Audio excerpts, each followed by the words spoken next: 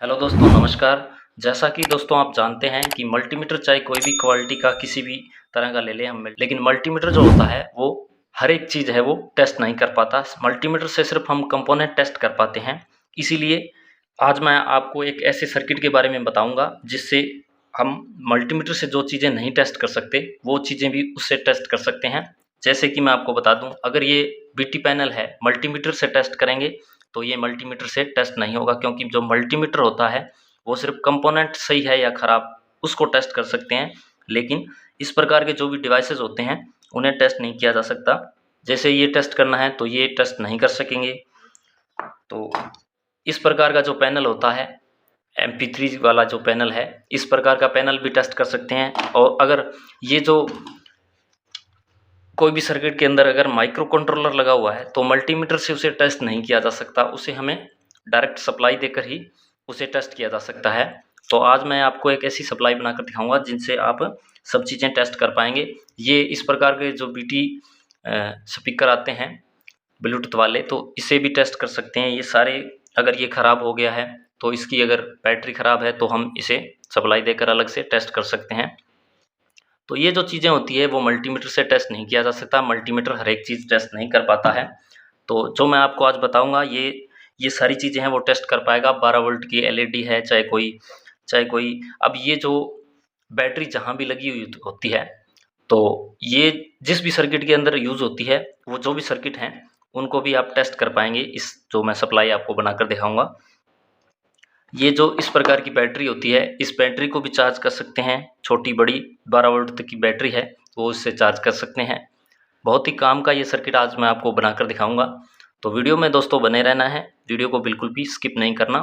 तो पहले मैं इसका आपको सर्किट के द्वारा बताता हूँ कि सर्किट किस प्रकार रहेगा इसका, और बाद में ये बनाकर भी दिखाऊंगा मैं आपको। तो ये देखिए, इसको एक बार मैं कर लेता हूँ सारे को साइड में। ये देखिए, सबसे पहले क्या करना है, एक IC लेनी है LM317, एक LM317 IC ले लेनी है, और एक ले लेना है 100K का वेरिएबल जो रेजिस्टेंस होता है, जिसको टोन भी कहते हैं या पोटेंशियोमीटर भी कहते हैं, तो वो एक 100K का वो ले लेना है। एक 1 किलो ओम की रेजिस्टेंस लेनी है। तो ये इतनी ही चीज़ें हैं हमें इसके अंदर चाहिएगी। तो आपको मैं डायग्राम बता देता हूँ। ये यहाँ पर लगा हुआ है 100K का वेरिएबल रेजिस्टेंस लगा हुआ है, तो ये यहाँ पर लगाना है। इनपुट सप्लाई हो गया, यहाँ से नेगेटिव इनपुट करेगा इस वाली पिन पर, और ये पॉजिटिव है वो सीधा इसके LM317 के जो पिन नंबर 3 वाली है इसके पास चला जाएगा। यहाँ पर पिन नंबर 1 और पिन नंबर 2 के बीच में एक 1 किलो ओम की रेजिस्टेंस लगा देनी है, और जो पिन नंबर 1 है इसकी वो इस तरह से इसके साथ जोड़ देनी है। वो सारा मैं आपको बनाकर दिखाऊंगा, फिर आप देख लेना। और इसके जो बीच वाली पिन होती है, पोटेंशियोमीटर की जो बीच वाली पिन होती है, उससे आउटपुट सप्लाई नेगेटिव हमने यहाँ से ले लेना है, और जो इसकी बीच वाली जो पिन है इससे आउटपुट निकल जाएगा जो 0 से लेकर 12 वोल्ट DC आउटपुट करेगा।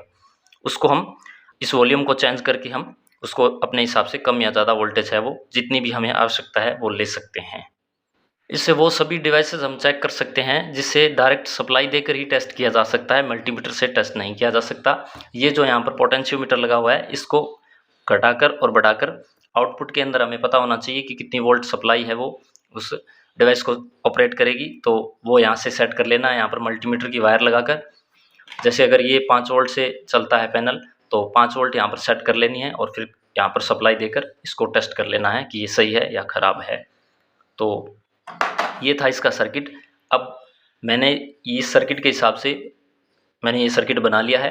तो ये यहाँ पर आप 12 वोल्ट से लेकर 40 वोल्ट तक इनपुट कर सकते हैं इस सर्किट के अंदर, और आउटपुट के अंदर आपको 0 से लेकर 12 वोल्ट तक वेरिएबल सप्लाई वो मिल जाएगी। तो ये सर्किट जो मैंने बना रखा है वो आपके सामने करता हूँ मैं। ये देखिए, ये LM317 IC लगी हुई है, ये 1K की रेजिस्टेंस लगी हुई है, और ये पोटेंशियोमीटर हो गया। तो इस प्रकार कनेक्शन करना है।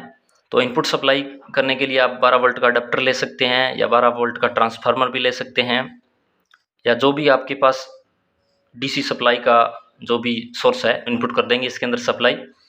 तो इनपुट की मैं वायर बता देता हूँ इसके अंदर आपको। देखिए ये जो वाली पिन है 3 नंबर वाली पिन, ये यहाँ से पॉजिटिव इनपुट करना होगा सप्लाई का, और जो नेगेटिव है इनपुट का वो इस पिन पर देना होगा, इस पोटेंशियोमीटर के इस वाली पिन पर देना होगा। और जो पिन बीच वाली पिन है उससे हमें नेगेटिव आउटपुट मिलेगा, और जो पॉजिटिव है वो इसकी बीच वाली जो पिन है वहाँ से हमें पॉजिटिव आउटपुट मिल जाएगा। तो इस प्रकार कनेक्शन कर लेने हैं आपने। छोटा सा सर्किट है, बिल्कुल ही सस्ता है। अगर आप मैकेनिक है तो ये सर्किट आपके पास जरूर होना चाहिए, इसके बिना आप कुछ भी नहीं कर सकते हैं। सिर्फ मल्टीमीटर से आप हर एक चीज़ टेस्ट नहीं कर सकते, तो ये कृपया जरूर बना कर रखें अपने पास, ताकि कोई भी चीज़ टेस्ट करनी पड़े तो आपको दिक्कत ना हो। छोटी बड़ी बैटरी भी चार्ज कर सकते हैं इसे, क्योंकि आउटपुट में सप्लाई मिलेगी, उसी हिसाब से वोल्टेज को सेट करके हम इसे सप्लाई देंगे बैटरी को, तो वो बैटरी भी चार्ज कर देगा ये। तो मैंने इसको 12 वोल्ट की सप्लाई दी है, क्योंकि मेरे पास 12 वोल्ट का अडेप्टर था, तो मैंने 12 वोल्ट की से सप्लाई दे दी है। तो मैं इसके अंदर सप्लाई है वो इनपुट कर देता हूँ। अडेप्टर की मैंने वायर लगा दी है बोर्ड के अंदर, और यहाँ पर मैं मल्टीमीटर को लगाकर इसकी जो सप्लाई है वो आपको टेस्ट करा देता हूँ। सप्लाई टेस्ट करवाने से पहले मैं इसकी वोल्टेज है वो सेट कर लेता हूँ, 20 वोल्ट की रेंज में इसको सेट करता हूँ। तो